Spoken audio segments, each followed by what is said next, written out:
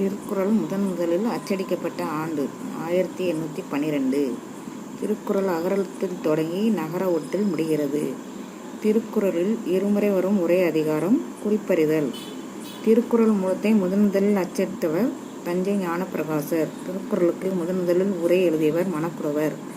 திருக்குறளில் கோடி என்ற சொல் 7 இடங்களில் இடம்பெற்றுள்ளது. 7 என்ற சொல் 8 குறட்பாக்களில் எடுத்தாளப்பட்டுள்ளது. திருக்குறளை ஆங்கிலத்தில் முதலாக மொழிபெயர்த்தவர் ஜி.யு. போப்.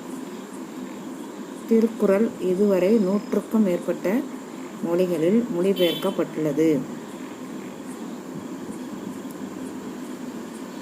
உத்தர வேதம் என்று அழைக்கப்படும் நூலும் திருக்குறள் ஆகும்.